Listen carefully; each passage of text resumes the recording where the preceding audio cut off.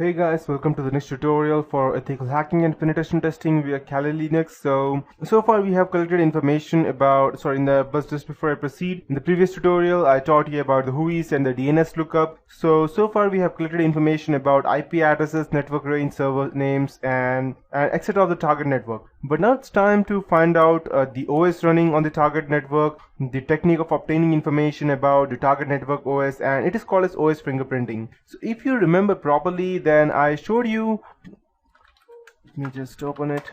I showed you a different tool over here which gathers information about OS, and it's given over here as OS fingerprinting. And the best part of this, which I normally use, would be Nmap or the Zenmap. And I'll show you one example.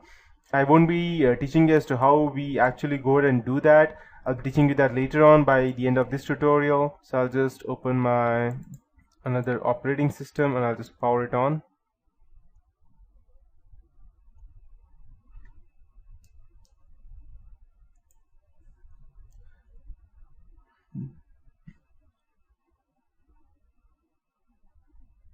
There are different tools except Kali Linux that allows you to gather information, although Kali Linux has a better one. But still, if you are not using Kali Linux for some reason, then there is a netcraft.com site, and you can go ahead and type the domain name of your target network in and which site it's running, and it will give you the domain name along with the operating system running on it. So I'll just go ahead and show you one example for that.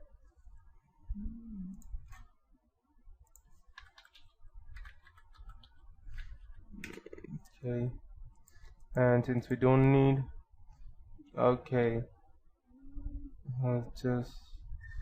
let's take a look, and I'll just go ahead and type out over here, search let's check microsoft.com. Let's check if I'm able to get that. Okay, perfect. So as you can see, we have Microsoft.com, which works on NetBlock Equima International, and it was first seen on August 1995, and they are using operating system Linux. And for go.microsoft.com, we have Windows Server 2012, and I believe this one may be the Unix server system because it's unknown, and that's what happens when you use a Unix operating system. It is unable to detect because it's not Linux or Windows. That's the reason. Then as you can see that we have all the names of operating system and that they are using currently right now. So this is just an example, but you can do the same thing using Kali Linux as well. And there is another search engine which is quite famous, which is the Shodan search engine. I'll just type Shodan HQ. Okay, perfect. So you can use Shodan search engine that lets you find specific computers using a variety of filters. So to give you an example, I'll just show you here. I believe we need to sign up for that. Okay, let's search. Okay, let me type Microsoft and let's see what we get.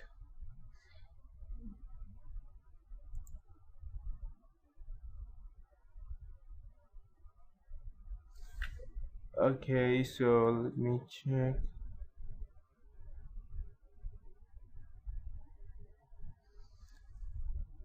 Okay, so as you can see, we have these services running on Microsoft, and these are the top countries using them. If I want, I can go ahead and filter these by services. So let's check. If I want HTTP, then I'll just go and search for port 80, and let's see, we don't have any port 80 over here open. So let's check if you could get the FTP open.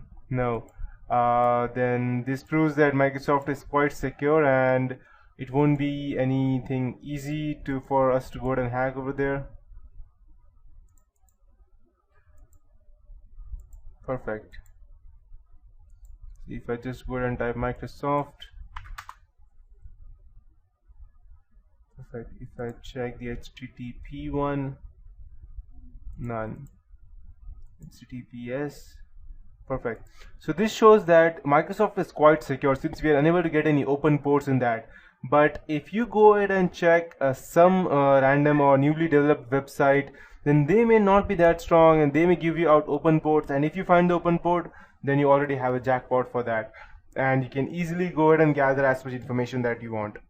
So this is one example, but we also have traceroute, and finding the route of the target host is necessary to test against the MITM attacks. And MITM means man in the middle attack, and it is also called as monkey in the middle attacks and other relative attacks. Therefore, you need to find the route of the target host in the network. This can be accomplished with the help of traceroute utility provided with most operating systems, and even Windows has that. It allows you to trace the path or the route through which the target host packets travel in the network. Traceroute uses the ICMP protocol concept and the TTL, that's time to live field, of the IP header to find out the path of the target host in the network. The traceroute utility can detail the path IP packets travel between two systems. It can trace the number of routers, the packets that travel through, the round trip time during the duration in transiting between two routers, and if the routers have DNS entries, name of the routers and the network affiliation, as well as the geographic location. So this is quite useful for an hacker, and much more than I can say as useful, because they almost will have all the details. And it sends out a packet for the destination specified. So, and this utility helps to reveal the IP address of the intermediate hops in the route of the target host from the source. So I'll show you an example. Let's check if I can run this over here. And so let's go ahead and ACERT tracert 216.239.36.10. okay, tracert, it's unable to recognize that. Let me check. Okay, let me check. I believe I need to start that as the administrator. Perfect. And if I'm gonna check, let me check. Okay, perfect. So I'll just type tracert 216.239.36.10.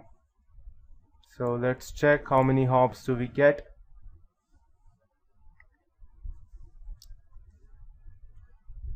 And just if you don't know, 216.239.36.10 is the trace is the address of ns3.google.com, just in case you don't know.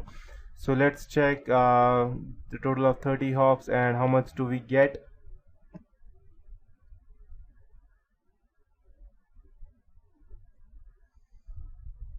As you can see, these are the IP addresses as to and the fourth one got timed out.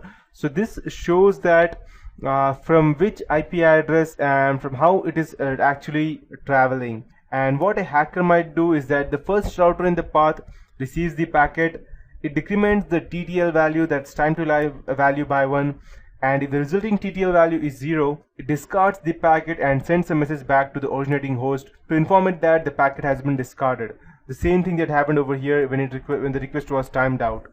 And it records the IP address and the DNS of that router and sends out another packet with a TTL value of 2. This packet makes it to the first router, then times out at the next router in the path, and this second router also sends an error message back to the originating host. Traceroute continues to do this, and it records the IP address and the name of each router until a packet finally reaches the target host, or until it decides that the host is reachable.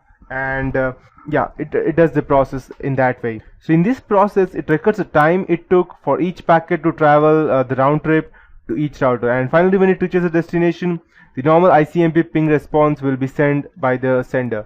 That's what it happened when Google.com sent it back over here. As you can see, that these are the milliseconds that it took for it to go ahead and respond. So we have seen how the traceroute utility helps you to find out the IP address of the intermediate device, such as routers, firewalls, etc. present between the source and destination. You can draw the network topology diagram by analyzing the traceroute results as well. And after running several traceroutes, you will be able to find out the location of a particular hop in the target network, and that's how it will work. So there are different traceroute tools as well.